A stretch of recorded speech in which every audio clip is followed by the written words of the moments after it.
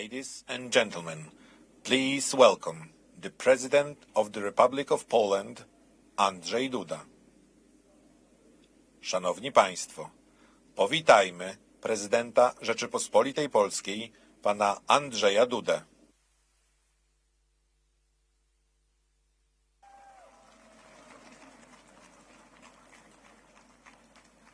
Szanowni Państwo, Ladies and gentlemen, thank you very much for welcoming me. And I would like to welcome you very warmly. I'm delighted that okolicznościach w tym wyjątkowym miejscu.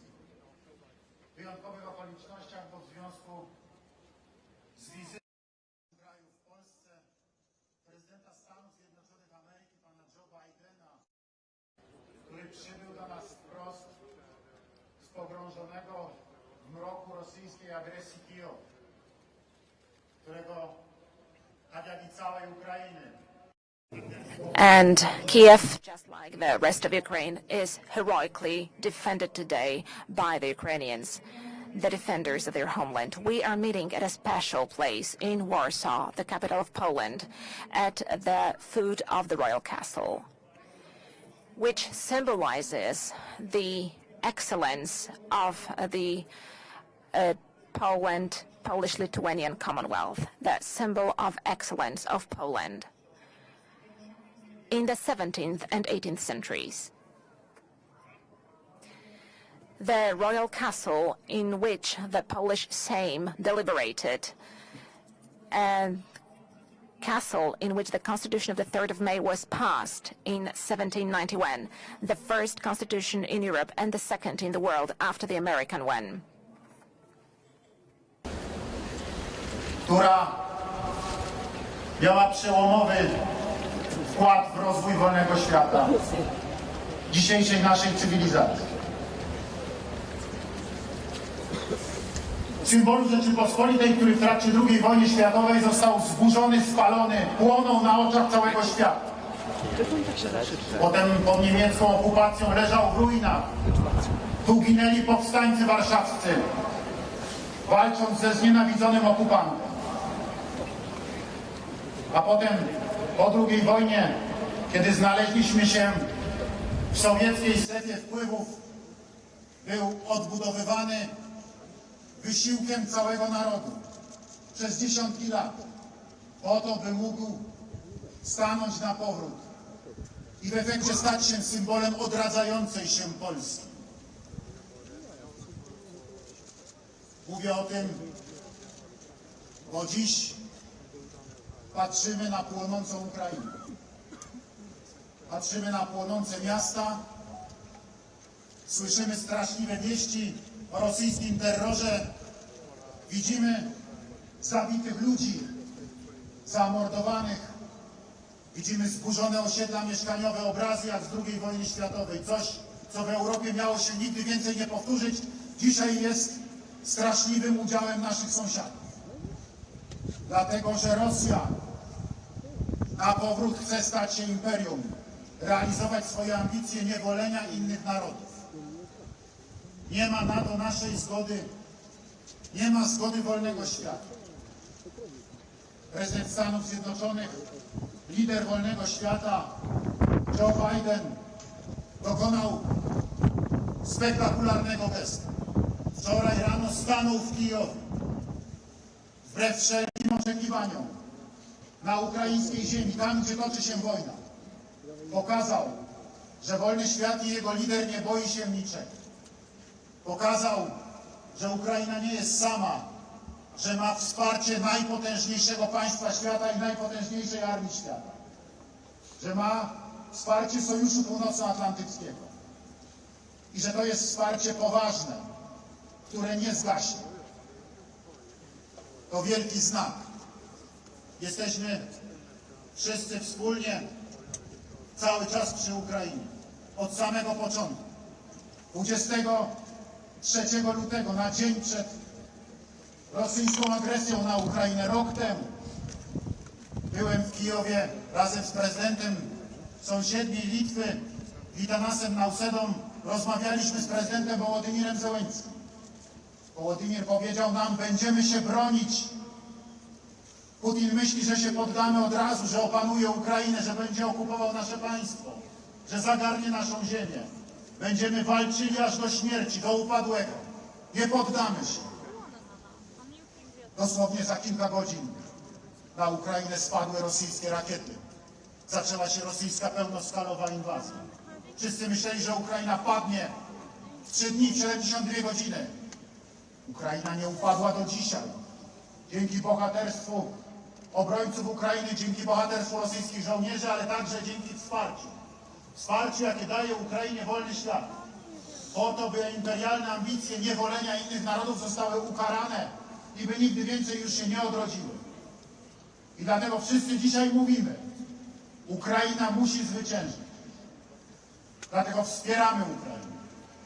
Dziękuję Stanom Zjednoczonym, dziękuję wszystkim państwom NATO, które przesyłają pomoc na Ukrainę. Nie tylko tą humanitarną, także tą militarną. To niezwykle ważne. Ale dziękuję także Stanom Zjednoczonym i naszym sojusznikom za to, że umacniają nasze bezpieczeństwo. Wschodniej flanki NATO. Po to, by nikomu nawet do głowy nie przyszło zaatakować naszą ziemię. Że dzięki obecności armii amerykańskiej, dzięki obecności armii sojuszniczych, dzięki mądrej polityce wzmacniania polskiej armii w ostatnich latach, jesteśmy coraz bezpieczniejsi, jesteśmy coraz pewniejsi swojego bezpieczeństwa i powodujemy, że potencjalni napastnicy są coraz mniej pewni swego. Wierzę w to, że ta brutalna pewność rosyjska zostanie na Ukrainie ukarana i zmiażdżona, że Rosja ze wstydem będzie musiała ukraińską ziemię opuścić, tą, którą okupuje, że zwycięży Ukraina, że zwyciężą obrońcy Ukrainy, że ta przelana krew, że ta straszliwa ofiara, którą naród ukraiński ponosi, zaowocuje wielkim zwycięstwem. My, Polacy, mamy doświadczenie niesienia pomocy jeden drugiemu. Jeden z drugim, mówił ojciec Jan Paweł II, nasz święty Karol Wojtyła, papież, o solidarności. Jeden z drugim to solidarność mówił, nigdy jeden przeciw drugiemu.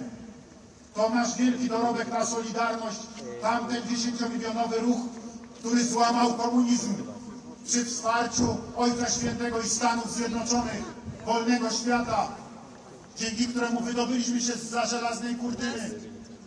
To ten właśnie odruch solidarności międzyludzkiej dzisiaj prowadzi moich rodaków do pomagania sąsiadom z Ukrainy. Jeszcze raz wam dziękuję, żeście otworzyli swoje domy i wyciągnęliście rękę z chlebem do potrzebujących, że są dzisiaj między nami i że wielu z nich czuje się tutaj jak w domu, tak mówią. Że są nam wdzięczni za to, że umieliśmy ich przyjąć, choć przyszło ich do nas miliony. Choć 2 miliony mieszka ich w tej chwili cały czas z nami. Choć nikt się tego nie spodziewał. Podzieliliśmy się po bratelsku, solidarnie.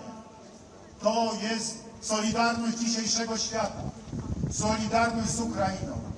Wzywam wszystkich przywódców państw europejskich, Sojuszu Północnoatlantyckiego do solidarności z Ukrainą, do wspierania Ukrainy cały czas, do przesyłania na Ukrainę wsparcia militarnego, by obrońcy Ukrainy mieli czym walczyć.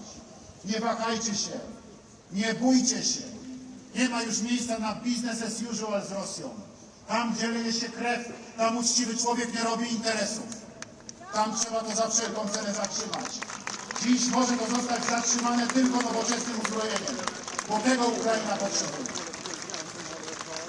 Dziękuję prezydentowi Joe Bidenowi za jego niezwykłą odwagę, za jego determinację. Dziękuję amerykańskiemu narodowi, dziękuję władzom Stanów Zjednoczonych, Kongresowi za wszystkie donacje dla Ukrainy, za wielkie wsparcie dla Ukrainy, za to, że dzięki tej ogromnej pomocy militarnej Stanów Zjednoczonych Ukraina walczy i inni też wspierają, bo taka jest rola NATO, bronić wolnego świata, wspierać wolny świat. Jesteśmy i będziemy solidarni z Ukrainą. Nie ma wolności bez solidarności. Niech żyje wolna Ukraina. Niech żyje Sojusz Rzeczypospolitej Polskiej ze Stanami Zjednoczonymi. Niech żyje NATO. Niech żyje wolny świat. Niech żyje Polska. Nie ma wolności bez solidarności.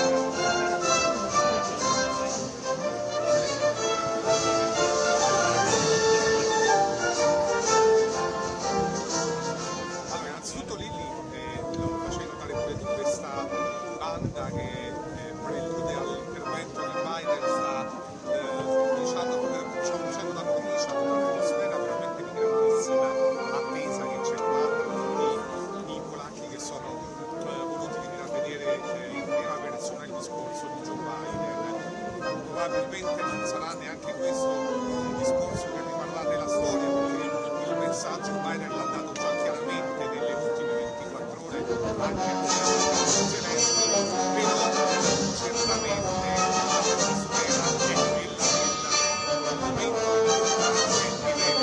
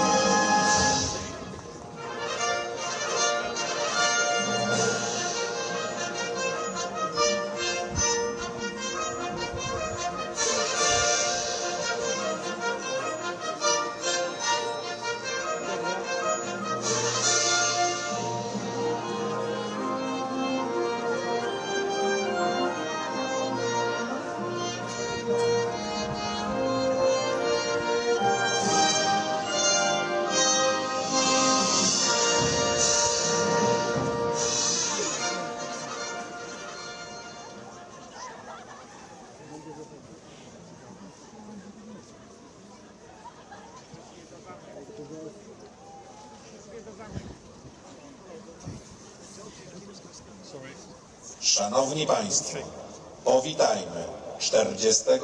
prezydenta Stanów Zjednoczonych Ameryki, pana Joe Bidena. Ladies and gentlemen, please welcome the 46th President of the United States of America, Joe Biden. Freedom, freedom is you. You give it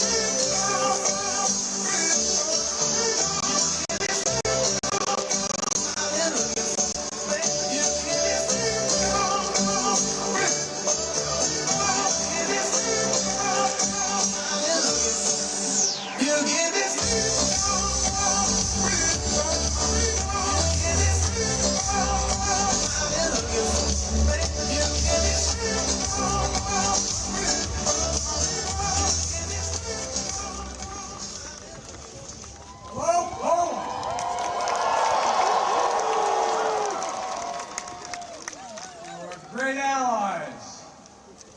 President Duda, Prime Minister, Mr. Mayor, all the former ministers and presidents, as well as mayors and Polish political leaders from all across the country, thank you for welcoming back to Poland. You know, it was nearly 1 year ago. I spoke at the Royal Castle here in Warsaw. Just weeks after Vladimir Putin had unleashed his murderous assault on Ukraine, the largest land war in Europe since World War II had begun, and the principles that have been the cornerstone of peace, prosperity, and stability on this planet for more than 75 years were at risk of being shattered. 1 year ago, the world was bracing for the fall of Kyiv. Well, I just come from a visit to Kyiv, and I can report Kyiv stands strong. Kyiv stands proud. It stands tall. And most important, it stands free. When Russia invaded, it wasn't just Ukraine being tested. The whole world faced a test for the ages. Europe was being tested. America was being tested. NATO was being tested. All democracies are being tested. And the questions we faced were as simple as they were profound. Would we respond, or would we look the other way? Would we be strong, or would we be weak? Would we, all of our allies, would be united or divided? 1 year later, we know the answer. We did respond. We would be strong. We would be united. And the world would not look the other way. We also face fundamental questions about the commitment to the most basic of principles. Would we stand up for the sovereignty of nations? Would we stand up for the right of people to live free from naked aggression? Would we stand up for democracy? 1 year later, we know the answers. Yes, we would stand up for sovereignty, and we did. Yes, we would stand up for the right of people to live free from aggression, and we did. And we would stand up for democracy, and we did. And yesterday, I had the honor to stand with President Zelensky in Kyiv to declare that we will keep standing up for these same things, no matter what.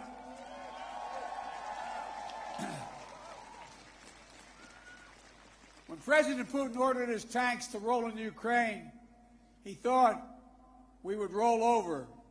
He was wrong. The Ukrainian people are too brave.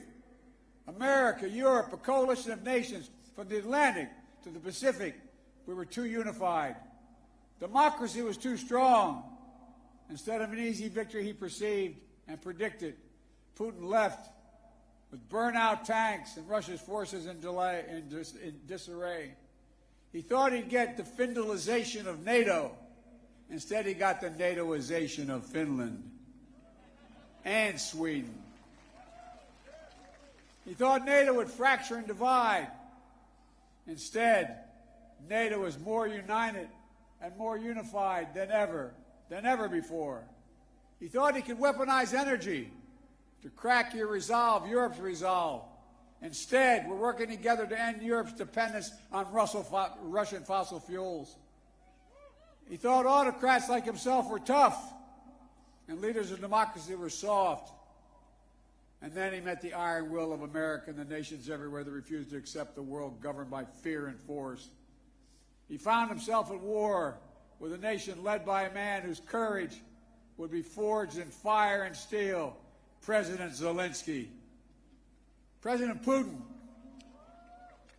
is confronted with something today that he didn't think was possible a year ago. The democracies of the world have grown stronger, not weaker. But the autocrats of the world have grown weaker, not stronger. Because in the moments of great upheaval and uncertainty, that knowing what you stand for is most important. And knowing who stands with you makes all the difference. The people of Poland know that. You know that. In fact, you know it better than anyone here in Poland. Because that's what solidarity means.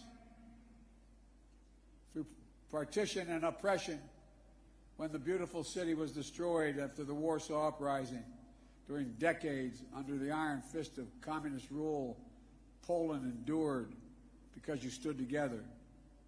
That's how brave leaders of the opposition and the people of Belarus continue to fight for their democracy. That's how the resolve of Moldovan people, the resolve of the people of Moldova to live in freedom, gained them independence and put them on the path to EU membership. President Sandu is here today. I'm not sure where she is, but I'm proud to stand with you and the freedom-loving people of Moldova. Give her a round of applause. 1 year into this war, Putin no longer doubts the strength of our coalition, but he still doubts our conviction. He doubts our staying power. He doubts our continued support for Ukraine. He doubts whether NATO can remain unified. But there should be no doubt. Our support for Ukraine will not waver. NATO will not be divided, and we will not tire.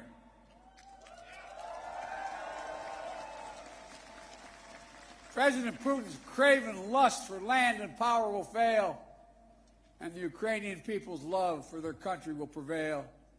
Democracies of the world will stand guard over freedom today, tomorrow, and forever.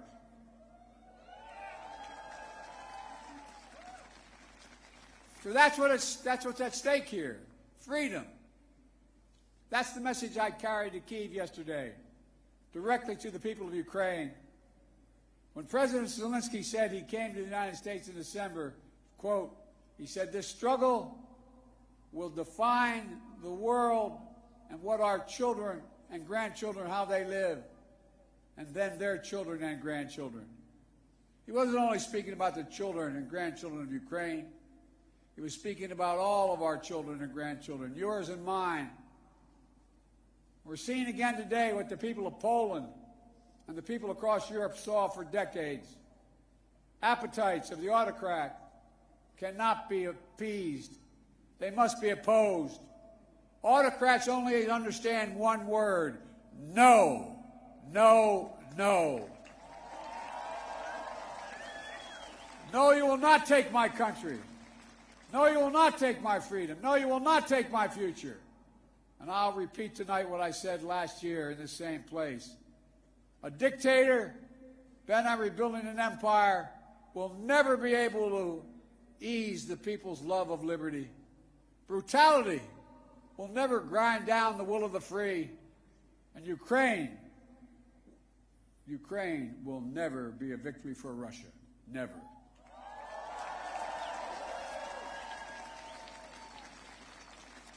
For free people refuse to live in a world of hopelessness and darkness. You know, this has been an extraordinary year in every sense. Extraordinary brutality from Russian forces and mercenaries. They've committed depravities, crimes against humanity, without shame or compunction. They've targeted civilians with death and destruction, used rape as a weapon of war, stolen Ukrainian children in an attempt to steal Ukraine's future, bombed train stations, maternity hospitals, schools, and orphanages. No one can turn away their eyes from the atrocities Russia is committing against the Ukrainian people. It's abhorrent. It's abhorrent. But extraordinarily, as well, has been the response of the Ukrainian people and the world. 1 year after the bombs began to fall, Russian tanks rolled into Ukraine.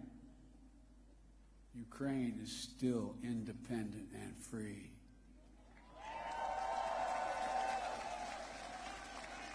From Kherson to Kharkiv, Ukrainian fighters have reclaimed their land. More than 50% of the territory Russia held last year. The blue and the yellow flag of Ukraine proudly waves once again. President Zelensky still leads a democratically elected government that represents the will of the Ukrainian people. And the world has already voted multiple times, including the United Nations General Assembly, to condemn Russia's aggression and support a just peace. Each time in the UN, that vote has been overwhelming. In October, 143 nations in the United Nations condemned Russia's illegal annexation. Only four in the entire UN voted with Russia. 4. So tonight, I speak once more to the people of Russia. The United States and the nations of Europe do not seek to control or destroy Russia. The West was not plotting to attack Russia, as Putin said today. And millions of Russian citizens who only want to live in peace with their neighbors are not the enemy. This war is never a necessity. It's a tragedy. President Putin chose this war. Every day the war continues is his choice. He could end the war with a word. It's simple. If Russia stopped invading Ukraine, it would end the war. If Ukraine stopped defending itself against Russia, it would be the end of Ukraine. That's why together we're making sure Ukraine can defend itself. The United States has assembled a worldwide coalition of more than 50 nations to get critical weapons and supplies to the brave Ukrainian fighters on the front lines. Air defense systems, artillery, ammunition, tanks, armored vehicles. The European Union and its member states have stepped up with unprecedented commitment to Ukraine. Not just in security assistance, but economic and humanitarian refugee assistance and so much more. To all of you here tonight, take a moment, and I'm serious when I say this. Turn around and look at one another. Look at what you've done so far. Poland is hosting more than 1.5 million refugees from this war. God bless you.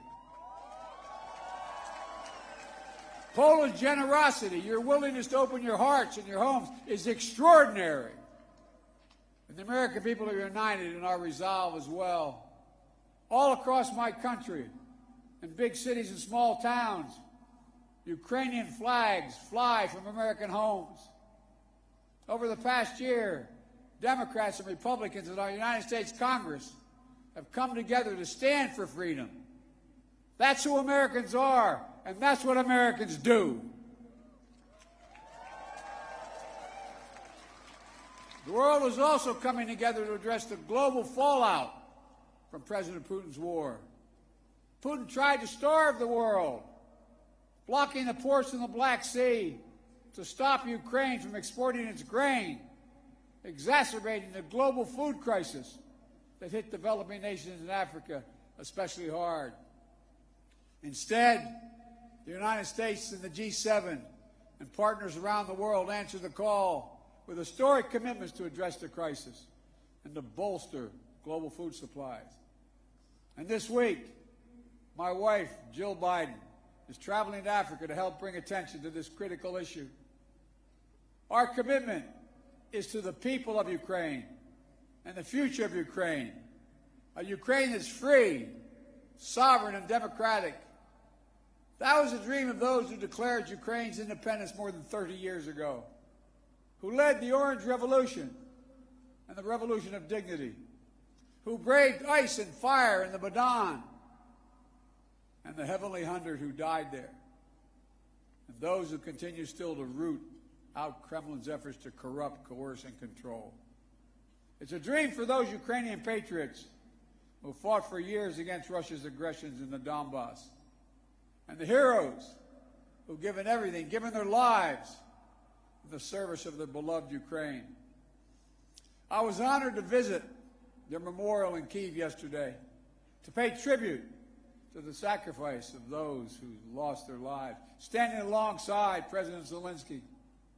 The United States and our partners stand with Ukraine's teachers, its hospital staff, its emergency responders, the workers in cities across Ukraine who are fighting to keep the power on in the face of Russia's cruel bombardment. We stand with the millions of refugees of this war who found a welcome in Europe and the United States, particularly here in Poland. Ordinary people all across Europe did whatever they could to help and continue to do so. Polish businesses, civil society, cultural leaders, including the First Lady of Poland, who is here tonight, have led with the heart and determination, showcasing all that's good about the human spirit. Madam First Lady, we love you. Thank you all.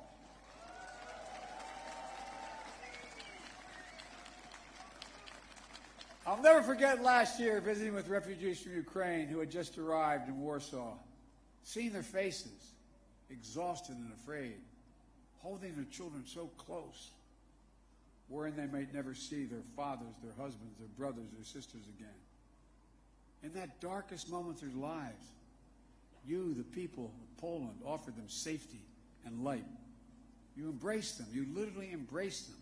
I watched the looks on their faces. Meanwhile, together we made sure that Russia is paying the price for its abuses. We continue to maintain the largest sanction regime ever imposed in any country in history. And we're going to announce more sanctions this week together with our partners. We'll hold accountable those who are responsible for this war, and we'll seek justice for the war crimes and crimes against humanity continuing to be committed by the Russians. You know, there is much for us to be proud of over all that we have achieved together this past year. But we have to be honest and clear-eyed as we look at the year ahead. The defense of freedom is not the work of a day or of a year. It's always difficult. It's always important. As Ukraine continues to defend itself against the Russian onslaught and launch counteroffensive of its own, there will continue to be hard and very bitter days, victories and tragedies. But Ukraine is steel for the fight ahead. And the United States, together with our allies and partners, are going to continue to have Ukraine's back as it defends itself. Next year, I will host every member of NATO for our 2024 summit in the United States. Together, we'll celebrate the 75th anniversary of the strongest defensive alliance in the history of the world, NATO. And let there be no doubt, the commitment of the United States to our NATO alliance and Article 5 is rock solid. And every member of NATO knows it, and Russia knows it as well. An attack against one is an attack against all. It's a sacred oath. Sacred oath to defend every inch of NATO territory. Over the past year, the United States has come together with our allies and partners in an extraordinary coalition to stand against Russian aggression. But the work in front of us is not just what we're against. It's about what we're for. What kind of world do we want to build? We need to take the strength and capacity of this coalition and apply it to lifting up the lives of people everywhere, improving health, growing prosperity, preserving the planet, building peace and security, treating everyone with dignity and respect. That's our responsibility. The democracies of the world have to deliver it for our people. As we gather tonight, the world, in my view, is at an inflection point. The decisions we make over the next 5 years or so are going to determine and shape our lives for decades to come. That's true for Americans. That's true for the people of the world. And while decisions are ours to make now, the principles and the stakes are eternal. The choice between chaos and stability, between building and destroying, between hope and fear, between democracy that lifts up the human spirit and the brutal hand of the dictator who crushes it, between nothing less than limitation and possibilities, the kind of possibilities that come when people who live not in captivity but in freedom. Freedom. Freedom. There is no sweeter word than freedom. There is no nobler goal than freedom. There's no higher aspiration than freedom. Americans know that, and you know it. And all that we do now must be done so our children and grandchildren will know it as well. Freedom. The enemy of the tyrant and the hope of the brave and the truth of the ages. Freedom. Stand with us. We will stand with you. Let us move forward with faith and conviction and with an abiding commitment to be allies, not of darkness but of light, not of oppression but of liberation, not of captivity but, yes, of freedom. May God bless you all. May God protect our troops. And may God bless the heroes of Ukraine and all those who defend freedom around the world. Thank you, Poland. Thank you, thank you, thank you for what you're doing. God bless you all.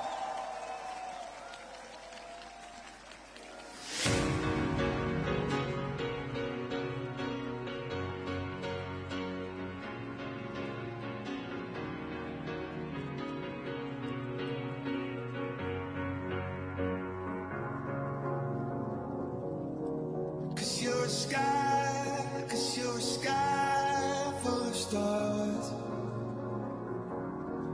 I'm gonna give you my heart. Cause you're a sky full of stars. Cause you light up the path. I don't care, go on and tear me apart. I don't care if you do.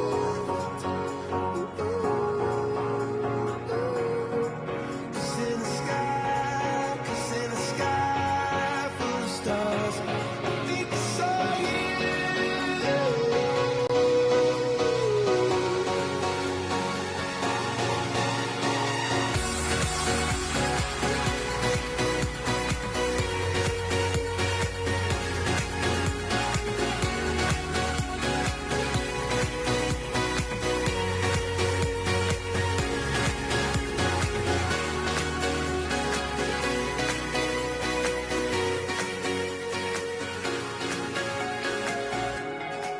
Cause